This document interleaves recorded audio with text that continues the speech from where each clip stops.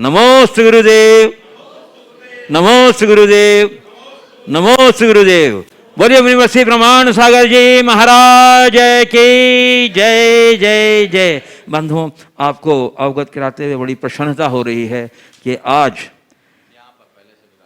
हाँ गुणायतन ट्रस्टी के रूप में यहाँ से पूर्व से विराजित श्री धर्मचंद जी, श्रीमती सुलोचना जी, पुत्र श्री पंकज जी, पुत्र वधु प्रीति जी और पुत्र प्रवीण, पुत्र वधु सुषमा जी जो कोलकाता वहाँ मोदी परिवार जो कोलकाता से हैं, आज गुणायतन ट्रस्टी के रूप में गुणायतन से जुड़ने जा रहे हैं। जोरदार करतल अभिनंदन से उनका अभिनंदन कर दीजिए। मैं उन्हें आमंत्रित कर रहा हूँ, वो पधारें, गुरुवर के चरणों में नमन करते हुए आशीष ग्रहण करें। और अखिलेश भैया, सत भैया टिकमगढ़ जो हमारे गुणायतन के, और श्री सुभाष जी जो हमारे गुणायतन के सीईओ हैं, हमारे श्री धर्मचंद जी और श्रीमती सुलोचना जी का गुणायतन परिवार की ओर से प्रतीक चिन्ह देकर सम्मान करें। आप उसमें अपनी तालियों का अवदान देकर सम्मान कर दीजिएगा। बंधु, हमारे अखिलेश जी और श्री सुभाष जी सीईओ हैं गुणायतन के, हमारे धर्मचंद जी, श्रीमती सुलोचना जी कोलकाता मोदी परिवार को गुणायतन परिवार की ओर से प्रतीक चिन्ह देकर सम्मान कर रहे हैं। और बंधुओं, हमारे बीच और हमारे बीच यहाँ पूर्व से विराजित श्री असित अर्चना जी बैनाड़ा और यहाँ उपस्थित हैं, और उनके पुत्र श्री अजित अर्चना बैनाड़ा, ये पुत्र वधू हैं तारा चंद जी, श्रीमती पद्मश्री जी बैनाड़ा कोलकाता, ये भी आज गुणायतन ट्रस्टी के रूप में गुणायतन से जुड़ रहे हैं। जोरदार अभिनंदन। और उनके सम्मान के लिए मैं आमंत्रित कर रहा हूं हमारे श्री प्रेमचंद जी प्रेमी कटनी और श्रीमती लता गंगवाल गया जो हमारे गुणायतन ट्रस्टी हैं, वो आ जाएं। और हमारे श्री नए गुणायतन ट्रस्टी श्री असित जी अर्चना जी बैनाड़ा जो पुत्र वधू हैं तारा चंद जी और श्रीमती पद्म जी बैनाड़ा कोलकाता के, जोरदार अभिनंदन। पद्मश्री, हाँ जी। चलिए बंधुओं, आपको एक बात और बता दूं कि प्रतिदिन गुरुदेव के मुखारबिंद से शांति धारा कार्यक्रम भी प्रारंभ हो गया है। इच्छुक महानुभाव गुणायतन कार्यालय से संपर्क करें। आपकी सूचना आते ही हम आपका नाम शांति धारा में पुण्याध्यक्ष के रूप में जोड़ करके आपके परिवार की शांति लाभ के लिए शांति धारा में आपको उल्लेखित करते रहेंगे। चलिए अब इसके साथ मैं आपको लिए चलूँ संघ का समाधान की ओर। मैं आमंत्रित कर रहा हूँ प्रथम प्रश्न के लिए श्रीमती नीलम पहाड़िया कोलकाता से, जो श्रीमती नीलम पहाड़िया कोलकाता जो यहाँ अतिथि संविभाग पालन कर रही हैं, श्रीमती नीलम पहाड़िया कोलकाता। और उसके बाद तैयार रहेंगे श्री प्रेमचंद जी प्रेमी कटनी हमारे गुणायतन ट्रस्टी, और हमारे जब पदयात्रा चली कटनी से लेकर हाँ चलो बोलिए बोलिए। श्रीमती नीलम पहाड़िया, उसके बाद प्रेमचंद जी प्रेमी कटनी। नमोस्तु महाराज जी, मेरे परिवार का भी आपके चरणों में बार बार नमस्तु। नमस्तु महाराज जी। महाराज जी, अभी ये जो महामारी फैली हुई है उससे जो लोगों की मौत हो रही है, तो वो क्या अकाल मरण कहलाएगा? और इस अकाल मरण से क्या जो लोगों की मृत्यु हो रही है, तो वो क्या दुर्गति का कारण है? देखिए, ये बहुत ही खौफनाक दौर चल रहा है। वर्तमान स्थिति को देखते हुए कहा जा सकता है कि महामारी का रौद्र रूप अभी प्रकट हुआ है। जिस तरह की खबरें हैं वो बहुत भयावह है। पूरे देश के अस्पतालों में जगह नहीं बची और अब हर उम्र के लोग इस महामारी के चपेट में आ रहे हैं। सबसे पहले तो मैं इस संदर्भ में आप सबको एक संदेश देना चाहूँगा कि ऐसे समय में हमें सुरक्षित रहने की ज़रूरत है, सावधान रहने की ज़रूरत है, संयमित होने की ज़रूरत है। सरकार के द्वारा दिए गए दिशा निर्देशों का अच्छे से पालन करने की ज़रूरत है और जो आयुर्वेद की सलाह दी जा रही है उसका भी पालन करें ताकि इस प्रकोप से लोग बच सकें। आपने जो सवाल किया है कि इस महामारी के चपेट में आने वाले लोग जो असमय में जा रहे हैं वे अकाल मृत्यु के शिकार हैं या वो स्वाभाविक मृत्यु मानी जाएगी, क्या वे दुर्गति के पात्र बनेंगे? देखिए, जिस तरह से मृत्यु हो रही है ये मृत्यु एक प्रकार के विषाणु से होने वाले संक्रमण जन्य मृत्यु है। विषाणु के से होने वाला संक्रमण, ये वायरस क्या है, विषाणु है। ये ठीक वैसा ही है जैसे कोई व्यक्ति जहर खा ले, तो शरीर में जहर चला जाए तो पूरा शरीर समाप्त हो जाता है। ऐसे ही जिनके साथ इस तरह का संक्रमण बढ़ जाता है, उनकी शरीर की सारी गतिविधियां समाप्त हो जाती है और उनका शरीर छूटता है। तो ये कर्म ही नहीं, नो कर्म है। इस नो कर्म के निमित्त से हमारा आयु कर्म असमय में नष्ट होता है। इसे हम महामारी के निमित्त से होने वाली जितनी भी ये मृत्यु है, इसे अकाल मृत्यु के रूप में ही गिनेंगे। पर ये कोई ज़रूरी नहीं कि जिसकी अकाल मृत्यु हुई है उसकी दुर्गति ही हो। ऐसे समय में उस व्यक्ति के अंत में अगर परिणाम अच्छे हों, अंदर से जागरूक हो, तो सद्गति का भी पात्र बन सकता है। किसकी कितनी आयु है कोई जानता नहीं, लेकिन शास्त्रों के कथनानुसार विषवेयन रतक्षय भय सत्तक गहन संकलेशाना आहार उच्छ्वासानाम निरोहना खिज्जदे आयु की उक्ति के अनुसार इस तरह के कृत्यों से हमारी असमय में आयु खिरती, और ये एक प्रकार का अकाल मरण ही है। चिकित्सा से काफ़ी कुछ बचाव हो रहा है, इसलिए लोगों को चिकित्सा का भी पूरा ध्यान रखना चाहिए और चिकित्सा के साथ साथ अपनी सुरक्षा का पूर्ण ध्यान रखना चाहिए। श्री प्रेमचंद जी प्रेमी कटनी और उसके बाद तैयार रहेंगे श्री राजकुमार जी काला हजारीबाग। मुनिश्री के चरणों में त्रिबार नमोस्तु। गुरुदेव, महामारी जैसे प्राकृतिक प्रकोप के निदान हेतु चिकित्सा के साथ आशीर्वाद भी कार्य करता है। यह हमने अभी महसूस किया। हमारे परिवार के जो लोग कोरोना से संक्रमित हुए थे, सभी सकुशल अस्पताल से मुक्त हो गए, तथा जिन्हें गुरु आशीर्वाद का योग नहीं मिला वो अभी भी जूझ रहे हैं। गुरुदेव, मैं यह जानना चाहता हूँ कि गुरु आशीर्वाद में ऐसी क्या तासीर है कि वह चिकित्सक को सार्थक कर देती है? देखिए, जहाँ तक आशीर्वाद की बात है, गुरुओं के हृदय से तो करुणा हर पल बहती है और वे अपना आशीर्वाद हमेशा सबको देते ही हैं। हम लोगों का आशीर्वाद तो उन लोगों के लिए है जो पास में हैं, और उन लोगों के लिए भी है जो पास में नहीं। सबके लिए आशीर्वाद है, सद्भावनाएं जरूर रखनी चाहिए। आपने जो अपने परिवार के संदर्भ में कहा, निश्चित परिवार के साथ संक्रमित होना, परिवार के लोगों का संक्रमित होना उस परिवार के लिए तो एक बहुत ही बड़ी चिंता का विषय बनता है। लेकिन आपका ये सौभाग्य है कि सभी सकुशल बाहर हो गए, चिकित्सा अच्छी हुई, आप लोगों ने मेहनत की, अपने पुण्य को गाढ़ा किया, गुरुजनों का आशीर्वाद लिया, मार्गदर्शन लिया, इससे वे सब लाभान्वित हुए हैं। और बहुत सारे ऐसे लोग भी हैं जो इस प्रकोप के शिकार हो गए और समय में इस दुनिया से भी गए हैं।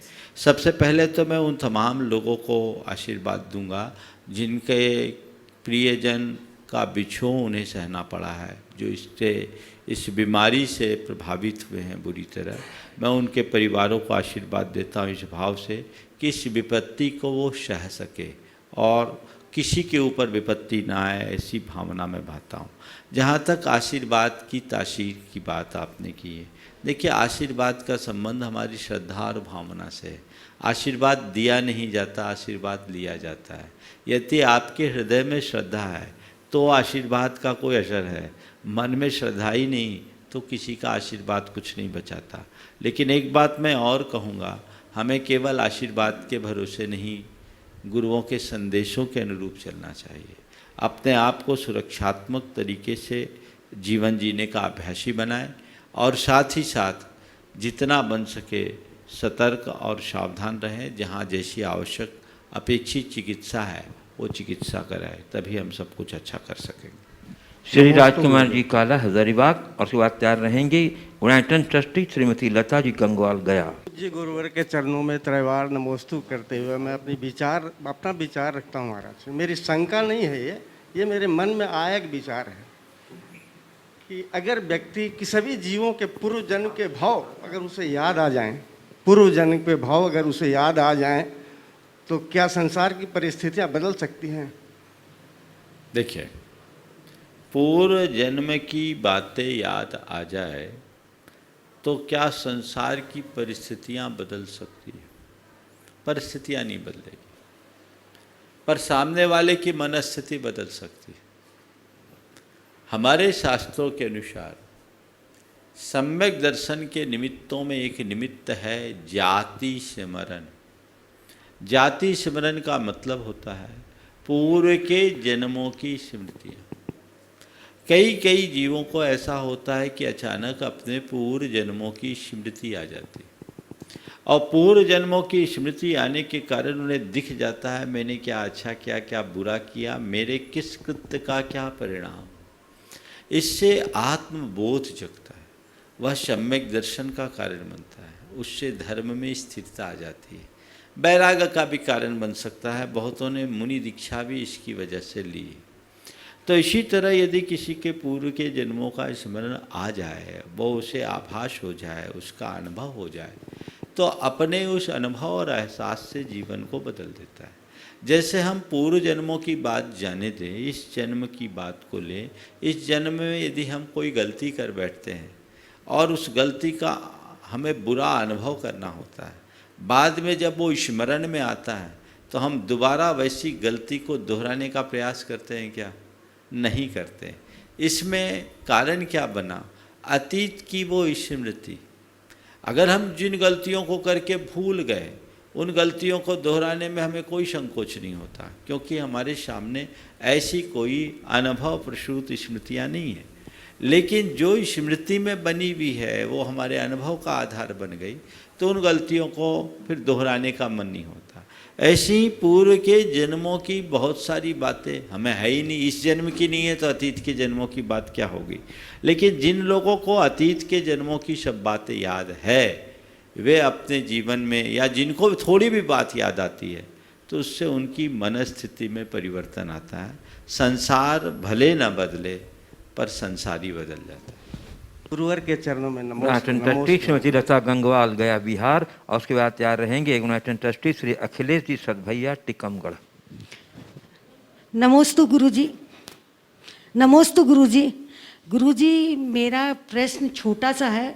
मैं ये पूछना चाह रही हूँ कि मैंने देव पूजा कर ली, उसके बाद में स्वाध्याय कर लिया, उसके बाद में थोड़ी बहुत गुरु की भक्ति कर ली, तो मैं मान लेते हैं कि हमको तो सम्यक दर्शन हो गया, हम तो अजर अमर हो गए। ये कैसे माने? अंतरंग की श्रद्धा तो होनी चाहिए ना, कि अंतरंग की श्रद्धा कैसी है, अंदर में झांक के देखें, अंदर में टटोले उसको। तो ऐसी भावना कैसे लाएं कि अंदर में मजबूत बन सकें? रोज ये सवाल अपने सामने करो तो अंदर से मजबूत अपने आप होने लगो। हमेशा एक बात का स्मरण रखो, धार्मिक क्रियाएं आध्यात्मिक भावनाओं को जगाने में निमित्त मात्र है, पर केवल धार्मिक क्रियाओं से संतुष्ट होना सही बात नहीं। इसलिए हम जब भी धार्मिक क्रियाएं करें, उसके प्रयोजन को सामने रख करके चलें, तभी हम उसका लाभ ले पाए। नमोस्तु। गुणायतन ट्रस्टी श्री अखिलेश सदभैया, टीकमगढ़, मध्य प्रदेश। उस बाद तैयार रहेंगे गुणायतन के CEO श्री सुभाष जी, श्रीमती पूनम जी जैन। गुरुदेव के चरणों में सतभैया परिवार का, टीकमगढ़ मित्र मंडली का नमोस्तु नमोस्तु। गुरुदेव, जैन धर्म का विकास और विस्तार हो रहा है, लेकिन जनसंख्या कम हो रही है। भविष्य क्या होगा? क्योंकि आज हम विश्व प्रसिद्ध जितने भी मंदिर देखते हैं, वो कहीं ना कहीं जैन मंदिर हैं। देखिए, प्रभावना बढ़ रही, संख्या क्या हो, कम हो रही है, भविष्य क्या हो?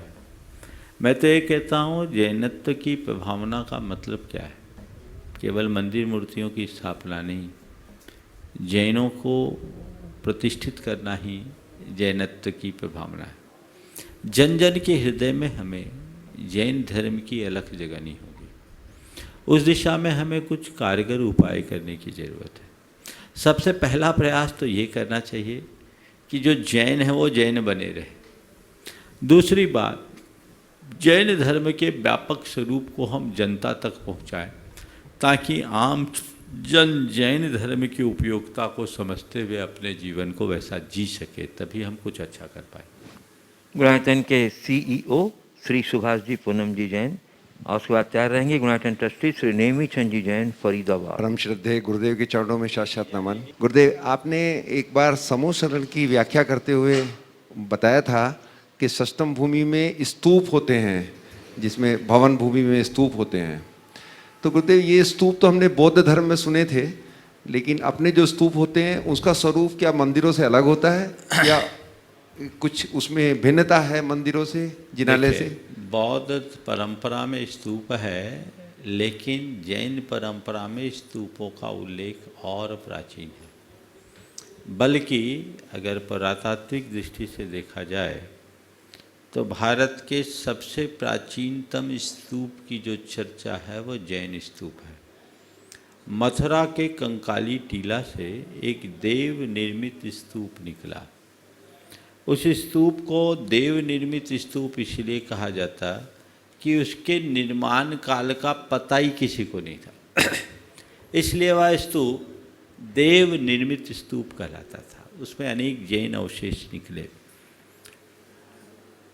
रमेश चंद शर्मा के अनुसार ईसा पूर्व 7वीं शताब्दी में उसका जीर्णोद्धार हुआ, यानी बुद्ध से पहले उस स्तूप का जीर्णोद्धार हो चुका था।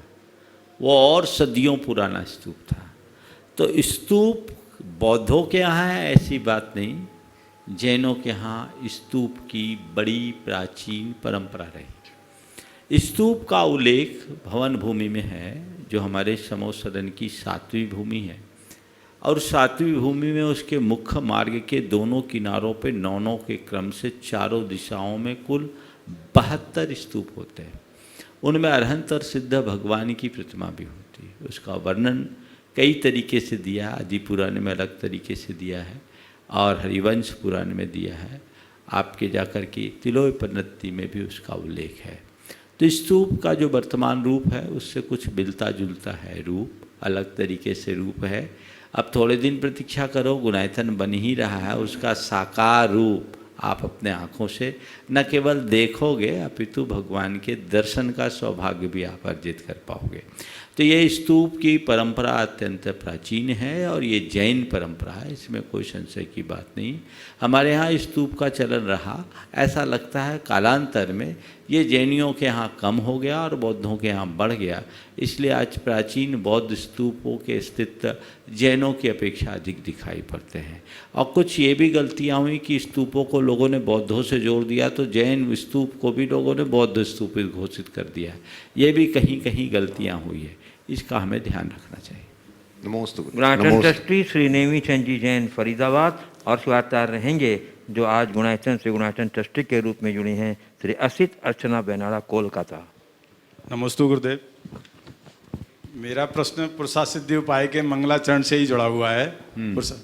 उसमें क्या है कि आचार्य कहते हैं कि गुणों की पूजा करना है। तो अब 2 प्रकार के गुण उन्होंने कहा, एक तो आज्ञा प्रदानी और एक परीक्षा प्रदानी। तो हम जैसे तो आज्ञा प्रदानी ही हो सकते हैं, क्योंकि हमें तो गुणों की मालूम पड़ती नहीं है। और अब मान लो परीक्षा प्रदानी है, तो फिर हम कैसे परीक्षा करें? तो इनमें कौन सा बेटर है और कैसे उसको फिर हम वो करें? देखिए, 2 प्रकार के लोग, ये मूल पुरुषार्थ सिद्धि उपाय में नहीं है, कहीं आपने पढ़ा होगा व्याख्या में। पुरुषार्थ सिद्धि उपाय के मंगलाचरण में तज्जयति परम ज्योति समम समस्ते अनंत पर्याय दर्पण तलिव शकला प्रतिफलंति पदार्थ मालिका यत्र। ये मूल अर्थ है जो हमारे भीतर की ज्ञान ज्योति की वंदना है। आपने एक सवाल जो किया है, उस सवाल का आशय बड़ा स्पष्ट है कि हमें आज्ञा प्रधानी होना चाहिए या परीक्षा प्रधानी।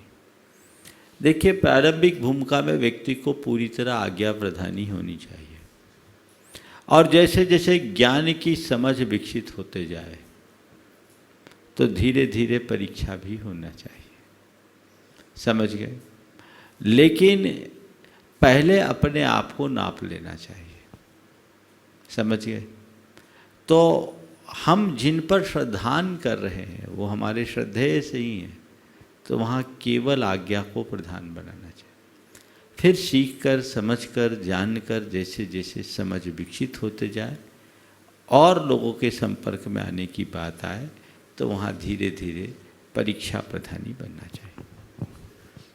श्री अशित अर्चना बेनाड़ा जो आज गुणायतन से ट्रस्टी के रूप में जुड़े हैं। नमोस्तु महाराज जी। महाराज जी, रोज का ही काम है हम लोग का कि द्रव्य जब हम लोग शोधन करते हैं तो उसमें जीव निकलते हैं। अब हम रहते हैं शहरों में, शहर में रहते हैं तो वो जीवों को फेंके कहाँ, रखे कहाँ उनको ठीक से, जिससे वो मरे नहीं, क्योंकि बहुत हम लोग दुखी हो जाते हैं उस चीज़ से। महाराज ये एक बड़ी समस्या है। आप लोगों को अपनी क्रियाओं में जागरूक रहना चाहिए, तत्परता रखनी चाहिए। और जब भी हो तो अब घर में भी इतनी जगह तो होती है जहाँ छाया हो, किसी के पैर न पड़ते हों, वो जीव अपनी आयु पूरी कर सके, अपने विवेक से जितना संभव है करना चाहिए। इससे पूर्व घर में सामग्री ही ऐसी लानी चाहिए जिसमें जीव होना। आजकल तो एक सुविधा हो गई है कि सभी चीज़ें प्रोसेस्ड होकर के बाज़ार में मिलने लगी, छना बिना सुधा। तो पहला प्रयास कीजिए कि ऐसी ही सामग्री मंगाइए जो बिल्कुल छनी बिनी हो, साफ सुथरी हो, और उतनी ही मंगाइए। जीवोत्पत्ति होने की संभावनाएं कम हो जाए तो आधी समस्या तो इससे हल हो जाए, जी, 2 और दिन उसके बाद वीडियो में हो जीव जाए पूरा सुनिए। तो विवेक से काम लीजिए। जितना यत्नाचार उतना बचाव, और जितना अयत्नाचार उतना पाप। तो धर्म करना है, यत्नाचारी बनिए। गृहस्थी को इसीलिए तो जंजाल कहा है। कदम कदम पर पाप की संभावनाएं बनी रहती है। उनसे अपने आप को यथासंभव बचाने का पूर्ण पुरुषार्थ करना चाहिए। महाराज जी, बहुत बार ऐसा होता है कीड़ी चल रहा है और हम लोग उसको बचाने जाते हैं, वो मर जाती है। यत् शक्यम तद अनुष्ठेयम, जितना शक्य हो उतना अपना। चलिए गुरुदेव, अब मैं कुछ ऑनलाइन जिज्ञासुओं को आमंत्रित करना चाहता हूँ। मिहिजाम झारखंड से सुरभि जैन पूछ रहे हैं, गुरुदेव मेरी शंका यह है कि मंदिर जी में आरती की हुई दीपक से भगवान की आरती करने के बाद जब हम आसिका ले लेते हैं तो क्या पुनः उसी आरती से भगवान जी की आरती करनी चाहिए? देखिए, कायदे से आरती उतारने के उपरांत आसिका तब लेनी चाहिए जब आरती की क्रिया संपन्न हो जाए, और जब आसिका ले ली तो पुनः उससे आरती उतारना ठीक नहीं। अगला। हाँ, मैं आमंत्रित कर रहा हूँ कोलकाता से पधारी बरखा जैन। बरखा जैन, कोलकाता। गुरुवर के चरणों पर में त्रिवार नमोस्तु नमोस्तु नमोस्तु। गुरुवर, ये जो प्रश्न है ये मेरे पति देव का प्रश्न है। उन्होंने पूछा है कि अगर किसी से कोई पैसे पाता है और उसे प्यार से मांगे या उनसे पूछे, जिज्ञासा करे, देने का आग्रह करे, और उसके बाद भी वो पैसे ना दे, तो इस अवस्था में इसे क्या मानना चाहिए? अब इसे अपने कर्मों पर छोड़ देना चाहिए? सबसे पहले तो मैं एक सलाह दूंगा कि आज के समय में ऐसा लेन देन का धंधा ही नहीं करना चाहिए। आज के ज़माने में किसी को पैसा देने का मतलब बाद में भिखारी बनना है, बड़ी मुश्किल हो जाती है। व्यापार करते समय अब बिल्कुल साफ सुथरा काम करना चाहिए। लेन देन में लोभ लालच से बच करके रहना चाहिए, और ऐसे वैसे लोगों को रुपए पैसे नहीं देना चाहिए। फिर भी यदि कभी किसी को देना हुआ और दिया हो तो पहले तो जीवन में एक बात तय करो कि हमें न लेना पड़े न देना पड़े, और यदि कभी किसी से लिया है तो उसे चुकाना अपने जीवन का फर्ज मानो। मैं कर्ज के साथ इस दुनिया से कभी नहीं जाऊंगा। अंतिम क्षण तक मैं अपने शरीर के रोम रोम में प्राण रहते तक अपना ये कर्ज चुकाकर जाऊं, ऐसा भाव रखो। ऐसा भाव होना चाहिए, नहीं तो अमानत में खयानत एक बड़ा अपराध है, पाप है। अब रहा सवाल, हमने किसी को पैसा दिया और प्रेम से मांगने पर वो नहीं दे रहा है तो उसके प्रति क्या करना चाहिए? उस पर छोड़ देना चाहिए या जोर ज़बरदस्ती करना चाहिए? देखो, मैं तो ये कहूँगा कि प्रेम से जब नहीं दे रहा है तो लड़ाई से भी मिलना मुश्किल है। कोशिश यही करनी चाहिए और उसके प्रति ऐसी सकारात्मक भावना भानी चाहिए कि वो व्यक्ति समर्थ हो और उसकी भावना निर्मल बने, ताकि वो हमारा द्रव्य हमें वापस कर सके। उसके प्रति नकारात्मकता बढ़ाने की अपेक्षा या उससे द्वेषपूर्ण संबंध बढ़ाने की अपेक्षा उससे अपना प्रेम भाव बनाते हुए उसे निवेदन करते रहना चाहिए। हो सकता है कल उसकी स्थिति सुधर जाए और वो हमारा पैसा दे दे। स्थिति कदाचित ठीक भी हो और मन ना हो तो उसका मन बन जाए और हमारा पैसा दे दे। लड़ाई झगड़ा करने से उल्टा ही हो सकता है, जो मिलना है कहीं हाथ से चला जाएगा। हालांकि ये मेरी ओर से सलाह है, आप किसी और से बात करोगे तो शायद वो ये भी बोले कि ऐसे व्यक्तियों के साथ लीगल कार्यवाही करनी चाहिए। तो ठीक है, कानून की जद में जो किया जा सके वो आप कर सकते हैं, पर लड़ाई झगड़ा वैर वैमनस्य इनसे अपने आप को बचाना चाहिए। आशीष जी गुणायतन शेखर जी, आशीष जी गुणायतन शेखर जी। नमस्ते महाराज श्री। महाराज श्री, मेरा क्वेश्चन है कि जीव और आत्मा क्या है और क्या ये दोनों एक ही हैं या अलग अलग है?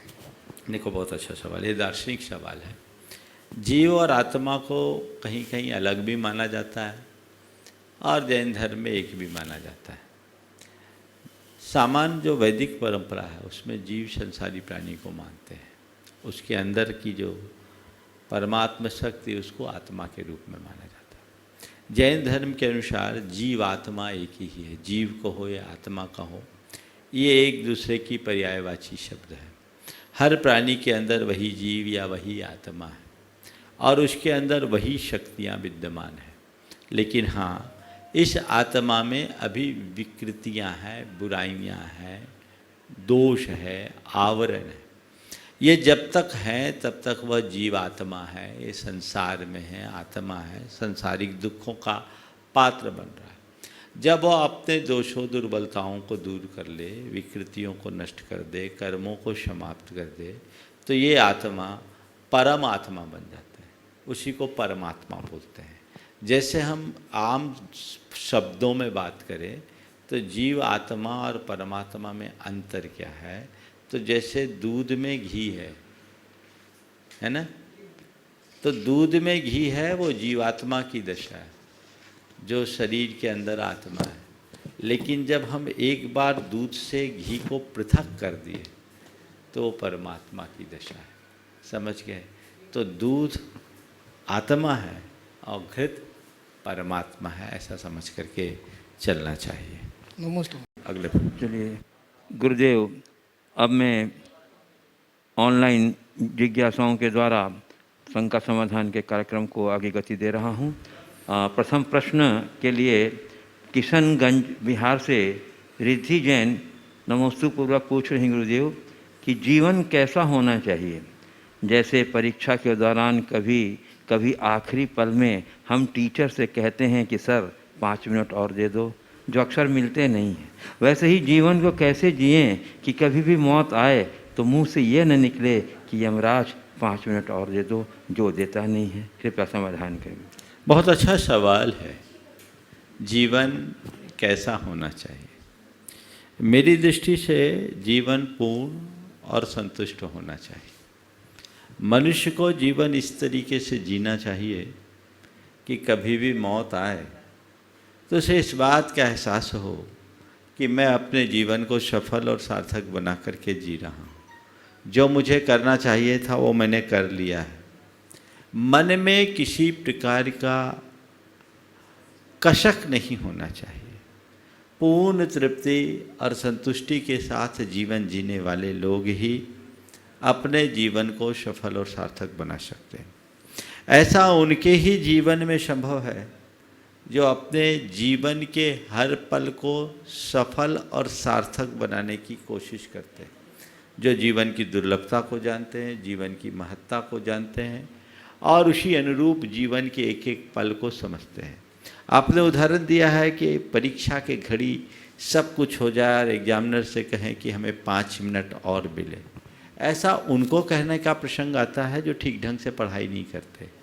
जो सब साल भर अच्छी मेहनत करते हैं, लगन से पढ़ाई करते हैं, वो तो समय पूर्ण होने के 5 मिनट पहले अपना पेपर पूर्ण कर लेते हैं और कहते हैं भैया ठीक है, हमने अपना काम कर लिया और एक बार रिवाइज भी कर लिया, कहीं कोई कसर नहीं। तो अपने जीवन के एक एक पल का आनंद लेते हुए जिए, जिससे हम अपने जीवन को पूर्णता प्रदान कर सकें। पूज्य गुरुदेव, कटनी से मनीष सरावगी कह रहे हैं, गुरुदेव हम इस जीवन स्वयं को पहचानने के मिला है, परंतु हम अपने जीवन दूसरों को परखने में व्यस्त कर देते हैं, ऐसा लोग कहते हैं। परंतु मैं यह जानना चाहता हूं कि दूसरों को जाने बिना हम कैसे स्वयं की पहचान कर पाएंगे। छठाकार ने भी तो यही कहा कि बिन जानते दोष गुणन को कैसे कहिए तजिए। देखिए, बात बहुत अच्छी बात है। जीवन स्वयं को पहचानने के लिए मिला है और ये भी एक बड़ी विडंबना है कि हमारा सारा जीवन दूसरों को परखने में लग जाता है। प्रश्न का जो दूसरा पहलू है, दूसरों को जाने बिना हम खुद को कैसे जान सकेंगे, जो छडाला के संदर्भ में आपने कहा है कि बिन जाननते दोष गुणन को कैसे तजिए गहिए, ये दोनों भिन्न भिन्न संदर्भ में कही गई बातें हैं और दोनों का महत्व भी अलग अलग है। सबसे पहली बात ये है कि हम अपने आप को जब तक नहीं पहचान पाएंगे, अपनी हस्ती और हैसियत को नहीं जान पाएंगे, तब तक दुनिया को जान करके भी हम क्या पाएंगे। सबसे पहली आवश्यकता है स्वरूप बोध को। हम स्वरूप को जाने, मैं कौन हूँ, मेरा क्या है, ये पहचान जब तक मनुष्य को नहीं होता, तब तक वह अपने जीवन का सच्चा लाभ नहीं ले पाता। जहाँ तक पर को परखने की बात है, ये मनुष्य की एक दुर्बलता है। यद्यपि दूसरों को परखना कहीं कहीं हमारे लिए उपयोगी भी होता है, लेकिन प्रायः पर को परखने में व्यक्ति की दृष्टि पर के दोषों की तरफ ज़्यादा जाती है, लोगों की अच्छाइयों की तरफ कम, और खुद की कमियों को मनुष्य अनदेखा कर देता है। व्यवहारिक जीवन में यदि प्रगति चाहिए तो हमें चाहिए कि हम दूसरों की अच्छाइयों को देखें, अपनी बुराइयों और कमियों को देखें, अपनी खामियों को देखें, औरों की खूबियों को देखें, औरों की खूबियों से हम कुछ सीख लें और अपनी खामियों को ख़त्म करके अपने जीवन को निखारने का प्रयत्न करें। जहाँ तक बिन जाननते दोष गुणन को कैसे तजिए गहिए की बात है, तो पहले गुण और दोष दोनों तो जानो। आपको गुण का ही पता नहीं तो दोष का पता कैसे लगेगा। जब तक स्वरूप का बोध नहीं, तब तक पर की वास्तविक परख भी नहीं होती। सच्ची परख तभी होगी जब हम स्वयं को जाने। आपा पर का बोध अध्यात्म क्षेत्र के लिए बहुत जरूरी है। मैं कौन हूँ, मेरा क्या है, क्या निज है, क्या पर है, ये हमें जानना चाहिए और ये समझ पूर्णतः विकसित होनी चाहिए, तभी हम अपने जीवन के सार को पा सकेंगे। गुरुदेव, कटनी मध्य प्रदेश से ही सिंघई संतोष कुमार जी मालगुजार कह रहे हैं, महाराज जी मेरा स्वास्थ्य ठीक नहीं हो पा रहा है। मैं प्रत्येक दिन प्रातः 5 बजे से भावना योग कर रहा हूँ। आपके बिहार में आपके साथ में न चल पाने का जो दर्द मैंने भोगा है, उसका मैं बयान नहीं कर सकता। महाराज जी, मेरा एक प्रश्न है कि जब तबीयत बिगड़ जाती है तो चाहते हुए भी धार्मिक क्रियाओं में मन नहीं लगता, सिर्फ अपने शरीर में जो दर्द होता है उसी की तरफ ध्यान जाता है। पूजा सामयिक में मन नहीं लगता, जानते हुए भी समझते हुए भी मन स्थिर नहीं हो पा रहा है। ऐसे समय में हम क्या करें, कृपया समाधान करें। देखिए, स्वाभाविक है जब शरीर में वेदना होती तो शरीर के साथ जमे हुए जुड़ावगत संस्कार के कारण बार बार चित्त उधर जाता है। ऐसे समय में ज्ञान और भावना बहुत उपयोगी होती है। हम ज्ञान के बल पर और अपनी भावना के बल पर अपने चित्त को शरीर से मोड़ें। शरीर से चित्त को मोड़ने के लिए मन को हमें कुछ अच्छे सुझाव देने की ज़रूरत है, आत्म सुझाव देने की ज़रूरत है। बार बार जीवन भर जो हम साधना किए हैं, भावनाएं भाएँ हैं, उनका प्रभाव ये होता है कि विषम परिस्थितियों में भी इस बात का एहसास होता है कि मैं कौन हूँ, मेरा क्या है। प्रायः जो लोग सुख की घड़ियों में शरीर के प्रति आसक्त हो जाते हैं, वे दुख की घड़ी में शरीर से अलग हो ही नहीं सकते। इसलिए ये हर पल भावना भानी चाहिए। स्वस्थ दशा में भी ये समझना चाहिए, मैं देह नहीं चेतन हूँ, मैं शरीर से भिन्न आत्मा हूँ, मैं क्या हूँ, इसका एहसास हर पल बना कर रखना चाहिए। ऐसा एहसास बना रहे तो शरीर में चाहे कितनी भी वेदना क्यों ना हो, भाव बोध बना रहेगा। इसे ही दूसरे शब्दों में कहते हैं स्वरूप बोध। प्रायः लोग अनुकूलता में जैसा अभ्यास करना चाहिए वो नहीं कर पाते। धार्मिक क्रियाएं कर लेना और बात है, और हृदय में भेद विज्ञान की भावना को प्रबल बनाकर रखना और बात है। लोग धार्मिक क्रियाओं में जितनी रुचि रखते हैं, भेद विज्ञान या आध्यात्मिक दृष्टि वैसे विकसित नहीं कर पाते। उसका ये दुष्परिणाम निकलता है कि जब भी शरीर में शिथिलता आती है, शारीरिक क्रियाएं तो शिथिल होती ही है, धार्मिक क्रियाएं भी मंद होती है, और चित्त बार बार बार बार बहिर्मुख बनता है, पीड़ा की तरफ भागता है, वेदना की तरफ भागता है। यदि प्रारंभ से हम अच्छा अभ्यास करके चले तो उस घड़ी में भी भेद विज्ञान का अनुभव होगा। मैं अपने जीवन का एक अनुभव आप सबसे कहना चाहता हूँ। हमें 1993 में लगातार 60 दिन तक मलेरिया है। मलेरिया 60 दिन लगातार, और प्रतिदिन 1-1 घंटे का समय बीतता था, और 1 घंटे के अंतराल से तेज बुखार आता, 104-5 104-5 बुखार आता, और करीब करीब 12 से 14 घंटे तक भी बुखार रहता। एक दिन बुखार 1 घंटा बिफोर आ गया, और वो आहार के टाइम में आ गया, चौके में ही बुखार आया, और इतना तेज बुखार आया कि मुझे उल्टी हो गई। आहार के बाद उल्टी हो गई, पानी भी नहीं गया। रामटेक की बात है, गर्मी प्रचंड थी, और उस दिन 107 टेम्परेचर हो गया, 107 डिग्री। शरीर में कुछ नहीं, जो कुछ भी लिया वो सब बाहर हो गया, और कई दिनों से बुखार था। गुरुदेव को मालूम पड़ा, मैं लेटा हुआ था, बेसुध था, गुरुदेव के हाथ का स्पर्श हुआ, मैं उस एहसास से उठा, देखा सामने गुरुदेव। गुरुदेव ने बोला, समय सार याद है? उस घड़ी में समय सार याद है? मैंने कहा जी। थोड़ी देर वो बैठे, कुछ संबोधे, साथ के साधुओं को उपचार के लिए कुछ निर्देश दिए, और वो चले गए। वो गए, और मैं जहाँ समय सार में खोया, आप सब सुनकर आश्चर्य करोगे, मेरा चित्त मेरी आत्मा से जुड़ गया। 10 मिनट के भीतर मुझे पसीना आना शुरू हुआ, और 1 घंटे बाद जब मेरा टेम्परेचर लिया गया तो 99 था। तो ये उपयोग को मोड़ा जा सकता है, पर ये कब होगा? जब आप स्वस्थ दशा में अभ्यास करोगे। मैं महल गुजर जी की तरफ से और लोगों को कहता हूँ, जो ये सोचते हैं बुढ़ापे में, बीमारी में चित्त स्थिर नहीं रखता, तो स्वस्थ में चित्त स्थिर रखने का अभ्यास कराओ। भावना योग इसमें बहुत उपयोगी है। संस्कार एक बार जैसे बन जाते हैं, चित्त बार बार उधर ही भागता है। जैसे एक बार कहीं से पानी बह गया, धार सूख जाने के बाद दोबारा पानी ढोलो तो उसी रास्ते से जाता है। ये चित्त का संस्कार है, तो उस संस्कार को बदलने का सतत पुरुषार्थ होना चाहिए। ऐसा पुरुषार्थ हो तो मन स्थिर बना रहेगा। हम लोगों का तो ऐसा अभ्यास बना हुआ है, जब भी शरीर में अस्वस्थता होती है, ध्यान शरीर से हटता है और एक सहज भाव चित्त में आता है। यही सहज भाव हमारे जीवन का पथ प्रशस्त करता है। पूज्य गुरुदेव, सेलू मानवत महाराष्ट्र से विशाल जैन कह रहे हैं, गुरुदेव आपने एक बार प्रवचन में कहा था कि व्यापारी टायर्ड होता है, रिटायर नहीं होता। तो गुरुदेव, रिटायर होने के लिए कौन सी कमांड देनी चाहिए कि व्यापार भी हो और साधना भी हो?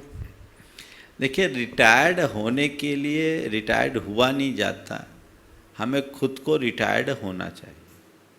मैंने बिल्कुल सही दोहराया कि लोग टायर्ड हो जाते हैं, रिटायर्ड होने का नाम नहीं लेते। थक गया, शरीर शिथिल पड़ गया, फिर भी लोग थमने का नाम नहीं लेते। मैंने एक बार कहा था कि वासना के नशे से भी खतरनाक है पैसों का नशा। वासना का नशा एक उम्र आने पर शुरू होता है और उम्र ढलने के बाद धीरे धीरे कम हो जाता है। लेकिन पैसे के प्रति लगाव एक दूध पीते बच्चे के साथ कब्र में पांव लटकने तक बना रहता है, छूटता नहीं। व्यापार धंधे में लोग इस कदर लीन हो जाते हैं कि फिर उनका चित्त उधर से भागता नहीं। तो ऐसे लोगों को अपने जीवन के प्रारंभिक दिनों में ही अपने जीवन की प्राथमिकताएं सुनिश्चित करनी चाहिए। सबसे पहली बात तो दिल दिमाग में ये बात स्थापित करनी चाहिए कि मेरे व्यापार का उद्देश्य क्या है।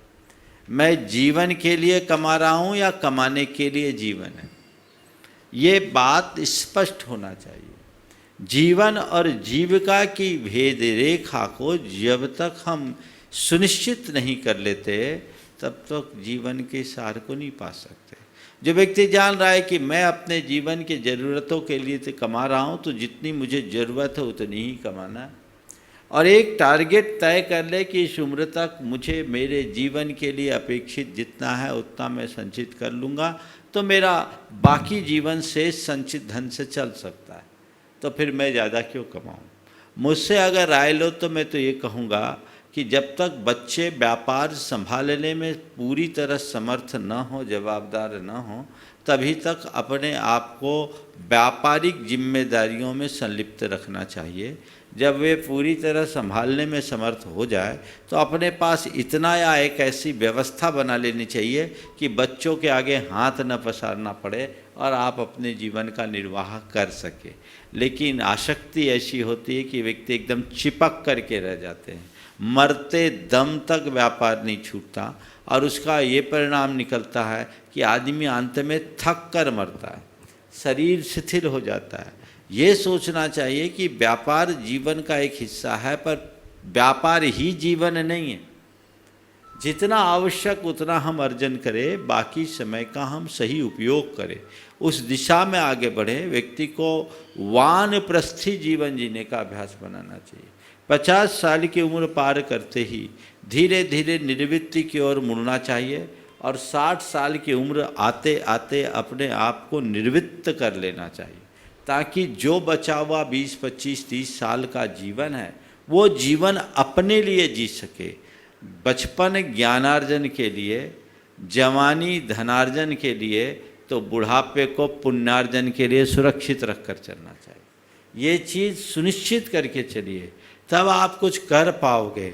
नहीं तो मैं तो बहुतों को देखा हूँ, थक करके मरते हैं, बिस्तर में पड़े पड़े रह जाते हैं, वे अपने जीवन का जो कुछ सार पाना चाहिए वो नहीं पा पाते। ऐसा न हो कि हमारा ये जीवन अनंत जीवन की भांति बेकार हो, व्यर्थ हो। इसलिए हमें अभी से संकल्पित होना चाहिए। पूज्य गुरुदेव, कटनी से श्री अरहंत जैन बिट्टू, जिनका पदयात्रा में बहुत उल्लेखनीय और सक्रिय योगदान रहा है, नमोस्तु पूर्वक कह रहे हैं, गुरुदेव आज युवा पीढ़ी आंतरिक सुंदरता का कम, बाहरी सुंदरता का ज़्यादा ध्यान रखती है, जबकि गुरुदेव बाहरी सौंदर्य तो थोड़ी देर की ही होती है और आंतरिक सौंदर्य टिकाऊ होने के साथ साथ शाश्वत भी हो सकती है। तो आंतरिक सौंदर्य का की ओर युवा पीढ़ी का रुझान बढ़े, इसके लिए उन्हें आपका क्या संदेश है, और वो ऐसा क्या करे कि आंतरिक सुंदरता को बढ़ाते हुए जीवन व्यवहार को भी सुंदर बना सके। देखिए, आपने आंतरिक सौंदर्य और बाहरी सौंदर्य की बात की है। विडंबना तो यह है कि लोगों को आंतरिक सौंदर्य का बोध ही नहीं, लोगों को केवल बाहर की चमक दिखती है। लोग चर्म को देखते हैं, मर्म को नहीं जानते। प्रायः लोग देह के स्तर पर जीते हैं। लोगों के जीवन का जो स्तर है वो पूरी तरह भौतिक है, आध्यात्मिक नहीं। जब तक व्यक्ति के अंतरंग में आध्यात्मिक दृष्टि विकसित नहीं होती, तब तक वह आंतरिक सौंदर्य को पहचान ही नहीं सकेगा। जो ऊपर ऊपर की बातों में रमा हुआ उसके लिए आध्यात्मिकी बातें व्यर्थ है। तो चाहिए व्यक्ति को भेद विज्ञान करे, मैं कौन हूँ, मेरा क्या है, इस बात का हर पल एहसास करते रहे, अनुभव करे, तब वह अपने जीवन में कुछ अच्छा कर सकेगा। और ऐसा व्यक्ति फिर एक अलग दृष्टि से संपन्न होता है। वो शरीर के साथ रहते हुए भी देहातीत दृष्टि रखता है। उसकी दृष्टि हर पल भेद विज्ञान से भरी होती है, और ऐसा आध्यात्मिक दृष्टिकोण रखने के कारण उसका जीवन व्यवहार अपने आप पवित्र बन जाता है। वो बाहर की चीज़ों को ही सर्वस्व नहीं मानता, उसे भीतरी चीज़ें ही यथार्थ दिखने लगती है। ऐसी दृष्टि विकसित करने की आवश्यकता और अपेक्षा। पूज्य गुरु जी, उत्तर प्रदेश सराय बागपत से आंचल जैन पूछ रही हैं, महाराज श्री कहते हैं कि विकल्प बहुत मिलेंगे आपको मंजिल से भटकाने के लिए, लेकिन संकल्प एक ही काफ़ी है मंजिल को पाने के लिए। बहुत सुंदर। तो महाराज श्री, मेरी शंका यह है कि मंजिल तक पहुंचने के लिए कैसे संकल्पित हों कि रास्ते में आए विकल्प हमारा कुछ बिगाड़ न कर सके। विकल्प बहुत मिलेंगे मंजिल से भटकाने के लिए, संकल्प एक ही काफ़ी है मंजिल को पाने के लिए। आपने पूछा है विकल्प से हटकर संकल्प की ओर कैसे बढ़े। देखिए, सबसे पहले व्यक्ति को अपना लक्ष्य सामने रखना चाहिए। जो व्यक्ति लक्ष्योन्मुखी होता है उसके सामने एक ही दृष्टि, एक ही धुन होती है, वह उसका लक्ष्य है। मुझे कहाँ जाना है, क्या पाना है, क्या करना है, मेरा लक्ष्य क्या है, मेरा ध्येय क्या है, मेरी मंजिल क्या है। सबसे पहले मंजिल तय करना होगा और फिर उसके लिए संकल्प के साथ चाहिए दृढ़ इच्छा शक्ति। जो दृढ़ इच्छा शक्ति रखते हैं वे संकल्प को सिद्धि में परिवर्तित कर लेते हैं और वो लोग फिर कभी लक्ष्य से विमुख नहीं होते। विकल्पों का आकर्षण तभी होता है जब हम लक्ष्य से विमुख हो जाते हैं। हमारे गुरुदेव हम लोगों को लक्ष्योन्मुखी बनाए रखने के लिए हमेशा एक उदाहरण दिया करते थे। वे कहते थे कि देखो, नट तार पर चलता है, तो तार पर चलते समय तार पर चलने का कर्तव्य दिखाने की परंपरा रहती थी, पहले भी, आजकल भी है, अब तो हाईटेक हो गया, थोड़ा बदल गया। पर वो कहा करते थे कि नट तार पर चलता है और जब वो तार पर चलकर अपना कर्तव्य दिखाता है, सैकड़ों लोग करतल ध्वनि से उसका स्वागत करते, तालियां बजाते हैं, लेकिन वो ताली को नहीं देखता, वो अपने टारगेट को देखता। यदि वो लोगों की तालियों की तरफ नज़र करने लगे तो तुरंत गिर जाएगा। तो जो अपने लक्ष्य को सामने रखता है उसके साथ संकल्प जुड़ता है, विकल्प नहीं। और जिसका लक्ष्य उथला होता है या लक्ष्य के प्रति दृढ़ता नहीं होती, वो छोटे छोटे बीच के विकल्पों में फंस जाता, उलझ जाता है। तो विकल्प आएंगे, स्वाभाविक है, लेकिन हमारी दृष्टि हमारे लक्ष्य के तरफ होना चाहिए, संकल्प की तरफ होना चाहिए। और संकल्प ही सिद्धि का आधार है, ये विश्वास जगा के चलना चाहिए।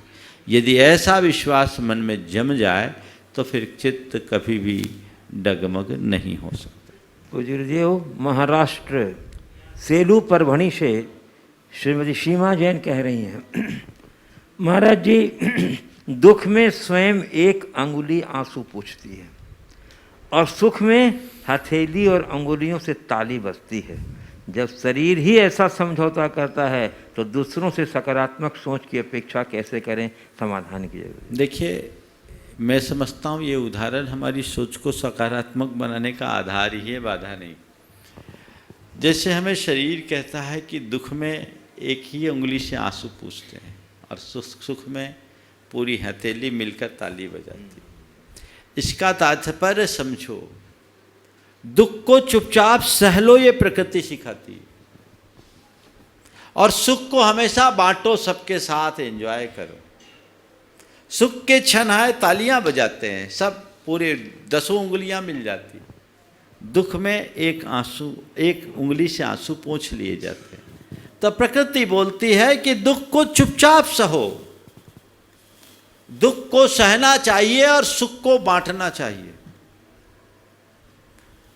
दुख सहने की चीजें हैं, सुख बांटने की चीजें हैं। इसलिए तालियां बजती है तो 10 उंगलियां मिल जाती, लेकिन आंसू आते हैं तो एक ही उंगली है। वो इसलिए नहीं कि मैं एक अकेला हूं, इसलिए कि ये कष्ट की अनुभूति है, ये वेदना, ये पीड़ा है, जिसे अकेले पीना सीखना चाहिए, जिसे अकेले सहना चाहिए। और सुख है सबके साथ मिल बांट कर भोगना चाहिए। पूज्य गुरुदेव, अजमेर राजस्थान से श्रीमती मंजू राकेश पाटनी कह रहे हैं, गुरुदेव, इस कोरोना वायरस के कारण हम आपके साक्षात दर्शन नहीं कर पा रहे हैं। गुरुवर, हम आपसे बहुत दूर होते जा रहे हैं, हम ऐसा क्या करें कि हमेशा आपके सानिध्य में रहें, आपका दर्शन आशीर्वाद मिलता रहे, कृपया हमें मार्गदर्शन दें। देखिए, कोरोना वायरस के कारण तो लगभग 1 साल से अधिक हो गया, पूरे दुनिया के लोग परेशान हैं वर्तमान में तो कोरोना का कहर बहुत तेज़ी से बढ़ गया है। इसके संदर्भ में मैं एक बात तो और लोगों से कहूँगा, अभी वर्चुअली ही रहने का समय है, एक्चुअल में आने का समय नहीं। देश भर के सभी भक्तों से मैं ये कहूँगा, अभी घर पर रहिए, सुरक्षित रहिए। अभी गुणायतन सम्मेद शिखर आने का कार्यक्रम मत बनाइए। यहाँ पर हम लोगों की चर्या क्रिया के लिए जितना आवश्यक और अपेक्षित है वे सब लोग हैं ही, और यदि कोई यहाँ आने का कार्यक्रम बनाते भी हैं तो जो इन लोगों ने व्यवस्था बना रखी है इनसे संपर्क करके उस अनुरूप ही आए, ताकि आप भी सुरक्षित रहे और सब लोग सुरक्षित रह सके। ये एक जिम्मेदारी है सबकी, ये व्यवस्थाएं सबको बनाना चाहिए। एक बात हमेशा ध्यान में रखना है, क्षेत्र की दूरी दूरी नहीं होती, भावों की दूरी ही दूरी होती है। इसलिए यदि परिस्थितियां आपको दूर कर रही है तो एक सकारात्मक पहलू ये है कि टेक्नोलॉजी ने आपको निकटता दे दी है। आप रोज़ सानिध्य का लाभ ले रहे हैं, आनंद के साथ ले रहे हैं। इस टेक्नोलॉजी का प्रयोग कीजिए और अपने आप को सुरक्षित रखिए। सब लोग सब तरफ से सुरक्षित रहेंगे तो बहुत अच्छा एक लाभ होगा। एक सुझाव मैं और पूरे देश भर के लोगों को दूंगा, क्योंकि वर्तमान में जो कोरोना के सेकेंड स्ट्रेन की वेव है, लहर है, बहुत भयानक है और इसमें पूरा का पूरा घर बिस्तर पकड़ रहा है। तो इसके लिए मैं पूरे देश भर के लोगों को एक सुझाव देना चाहूँगा कि हमारे समाज के जितने भी धर्मशालाएं, स्कूल है, उन सबको पृथकवास सेंटर बना दें, क्वारंटाइन सेंटर बना दें। वहाँ हमारे ऐसे लोगों को जो थोड़े से एसिम्टोमेटिक है या माइल्ड सिम्टोमेटिक है, उनको रहने की व्यवस्था, उनके भोजन पानी आदि की व्यवस्था यदि आज ये कर देते हैं तो इससे देश की जनता का बड़ा लाभ होगा। अस्पतालों में जगह नहीं है, कहीं कोई व्यवस्थाएं नहीं हैं। ऐसी कुछ प्राथमिक व्यवस्थाएं समाज के युवा वर्ग को और सभी समाज सेवी संस्थाओं को आगे बढ़ कर के करना चाहिए, जिससे कि ये इस महामारी के काल में लोग सहायक बन सके, एक दूसरे का साथ दे सके। ये प्रयास सबको करना चाहिए। पूरे देश भर के लोगों को मैं ये कहना चाहूँगा। समय आप सबका हो गया है, इसलिए इस सत्र को परम पूज्य गुरुदेव के चरणों में नमन अर्पित करते हुए मैं यहीं पर विराम दे रहा हूँ। बोलिए परम पूज्य आचार्य गुरुवर श्री विद्यासागर जी महाराज की।